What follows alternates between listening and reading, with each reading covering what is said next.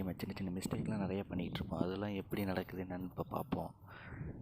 Bike வாங்குறது எவ்வளோ கஷ்டமோ அதேமாரி அதை மெயின்டைன் பண்ணுறது ரொம்ப கஷ்டம் தான். அது இந்த ஸ்போர்ட் பைக் மாடல்லாம் வாங்கிட்டோம்னா அதை மெயின்டைன் பண்ணுறது ரொம்ப முக்கியம். இல்லைன்னா அந்த பைக்கு அந்த லுக்கும் இருக்காது, அந்த ஒரு இதுவும் இல்லாமல் போயிடும். பைக்கு மேலே ஒரு கிரேஸு, ஒரு லவ்வு அந்த மாதிரி உள்ளவங்களுக்கெல்லாம் இந்த மாதிரி விஷயம்லாம் தெரிஞ்சிருக்கும், அந்த பைக்கை எப்படி மெயின்டைன் பண்ணுறதுன்னு. ஆனால் நார்மலாக ஒரு பைக் வாங்கணும்னு ஆசைப்படுறவங்களுக்கு அதை பற்றி ஒன்றும் தெரியாது பெருசாக. அதனால் அதெல்லாம் கண்டுக்க மாட்டாங்க. அவங்க உண்டு, அவங்க வேலை உண்டு அப்படிங்கிற மாதிரியே போயிட்டுருக்கும். R15 பைக் லுக்கே வேறு லெவலில் இருக்கும். ஆனால் நம்ம அந்த மலையிலலாம் வண்டியை போட்டுட்டு போயிடுறது, சரியாக கவனிக்காமல் இருந்தோம்னா இந்த மாதிரி நிறைய துரு பிடிச்சிருக்கும். அது பார்க்கவே ஒரு மாதிரி தான் இருக்கும். ஏன்னா நம்ம கவனிக்காமலே அதை விட்டுருப்போம். இந்த மாதிரிலாம் நிறைய தப்பு நடக்கும். இனிமேல் பார்க்குறவங்க அதெல்லாம் கொஞ்சம் கவனிச்சுக்கோங்க. அதுக்கப்புறம் நம்ம செவுத்து ஓரமாலாம் வண்டியை நிப்பாட்டும் போது கொஞ்சம் ஜாக்கிரதையாக இருந்துக்கலாம். இல்லைன்னா இந்த மாதிரி ஸ்க்ராச்சஸ் அதிகமாக விடும். அது ஒரு மாதிரி ஆகிரும், நமக்கே பார்த்து பார்த்து வச்சுக்கிட்டோமே இப்படி ஆயிடுச்சேன்னு. அதுமாதிரி மிரர் சைட்லேயும் அந்தமாரி நிறைய ஸ்க்ராச்சஸ்லாம் விடும். அதையும் நம்ம கொஞ்சம் கவனிச்சுக்கணும். பெரிய கேட் உள்ளவங்களுக்கு அது ஒன்றும் பிரச்சனை இல்லை. சின்னதாக போகிற இடத்துலலாம் கொஞ்சம் பார்த்துக்கிட்டோம்னா இந்தமாதிரி ஸ்க்ராட்ச்லாம் ஆகிறது கொஞ்சம் அவாய்ட் பண்ணிடலாம்.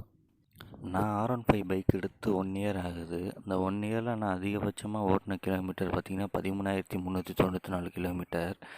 இந்த ரேஞ்சிலேயே என்னோடய பைக்கில் உள்ள இந்த செயின் அப்படியே போயிடுச்சு. அந்த செயின் ஸ்ப்ராக்கெட்டோடு மொத்தமாக காலி ஆயிடுச்சு. அது செயின்லேருந்து பயங்கரமாக சவுண்டு வர்றது. அது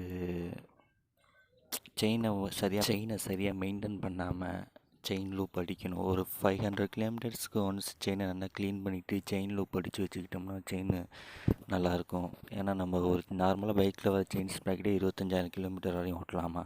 எனக்கு 13லே காலி ஆகிடுச்சு. என்னன்னு பார்த்தோம்னா நம்ம அதை சரியாக மெயின்டைன் பண்ணாமல் விட்டது தான் பிரச்சனை. இதுன்னு இல்லை, பைக்கே எல்லாமே ஓவராக மெயின்டைன் பண்ணணும். அதனால் வந்து செயின் போடுறதுனால மைலேஜ் ரொம்ப கம்மியாகும். அது நமக்கு தெரியாது. ஆனால் போக போக போக அது நமக்கு தெரியும். அதுக்கப்புறம் ஃபீல் பண்ணி ஒரு பிரயோஜனம் இல்லை. செயின் ஸ்ப்ராக்கெட் சரியாக நம்ம மெயின்டைன் பண்ணலாம்னா நம்ம ஒரு சவுண்டு ஒன்று, நம்ம ஃபஸ்ட்டு கீர் போடும்போது ஒரு மாதிரி டங்குன்னு ஒரு சவுண்டு ஒன்று கேட்கும். இது எதனாலனா அந்த செயின் லூஸாக இருக்கிறதும் அதில் உள்ள ஒரு நெட்லாம் லூஸ் ஆகிருமா. அதனால தான் இந்த ஃபஸ்ட்டு கீர் விடும்போது ஒரு சவுண்டு ஒன்று கேட்கும். அது கேட்குறதுக்கு ஒரு அன்கம்ஃபர்டபுளாக ஃபீலிங் இருக்கும். R15 பைக் வாங்குறது எவ்வளோ கஷ்டம், அதேமாதிரி மெயின்டைன் பண்ணுறதும் கொஞ்சம் கஷ்டம் தான். ஆனால் மெயின்டைன் பண்ணால் தான் பைக்கு நல்லாயிருக்கும்.